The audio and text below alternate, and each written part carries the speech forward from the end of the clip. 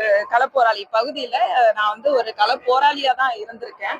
அந்த அடிப்படையில தான் என்னுடைய வெற்றியையும் நான் பாக்குறேன். இது வந்து மார்க்சிஸ்ட் கம்யூனிஸ்ட் கட்சியினுடைய கோட்டைன்னு எப்படி நீங்க சொன்னீங்க அப்படிங்கிற மாதிரி தான் பல வதந்திகள் வந்தது. ஆனா இன்னைக்கு கம்யூனிஸ்ட் கோட்டையாக நாங்க நிரூபிச்சிருக்கிறோங்கிறத தான் வந்து நான் இந்த வெற்றியை பாக்குறேன் அப்படிங்கறதுதான்.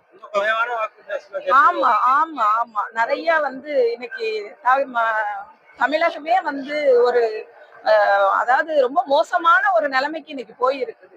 ஆனா அதோட எதிர்காலம் வந்து எப்படி இருக்க போகுது அப்படிங்கிறது எனக்கு தெரியல. அந்த அடிப்படையில வந்து குறைவான வாக்குகள் வித்தியாசம் தான். இது சினிமா மோகம்ங்கிறது இன்னைக்கு வந்து கூடுதலா இருக்கிறதுனால இன்னைக்கு இருக்கக்கூடிய இளைய தலைமுறைகள், பெண்கள் இதனுடைய பின்விளைவை சந்திப்பாங்க அப்படிங்கிறத தான் நான் பாக்குறேன். தமிழகத்துல வந்து ஆட்சி மாற்றம் நிகழப்போகுது. ஆனா வந்து கீவளூர்ல கம்யூனிஸ்ட் கோட்டை நிரூபிச்சிருக்கு. இந்த பகுதி மக்களுடைய நிலைப்பாடு எப்படி இருக்கு? இல்ல இந்த பகுதியினுடைய மக்கள்னா வந்து இன்னைக்கு இருக்கக்கூடிய இந்த இளைய தலைமுறைகள் வந்து ஒரு சரியான ஒரு நிலைப்பாட்டை எடுக்கல அப்படிங்கறதான் நான் பார்த்திருக்கேன். இளைய தலைமுறைகள் நம்ம ரொம்ப வந்து எதிர்காலம் வந்து இளைய தலைமுறைகள் கையில தான் இருக்குது. ஆனா அவங்க வந்து சரியா அதை பார்க்கல. நான் அப்படிதான் பாக்குறேன். ஒரு சினிமா மோகம் தான் இதுல வந்து தெரியுதே தவிர இதுல எந்த கொள்கை, கோட்பாடு, எதிர்காலம் இத பத்தி எல்லாம் இளைஞர்கள் கவலைப்படாம இப்படி ஒரு முடிவை எடுத்திருக்காங்கிறத நான் பாக்குறேன்.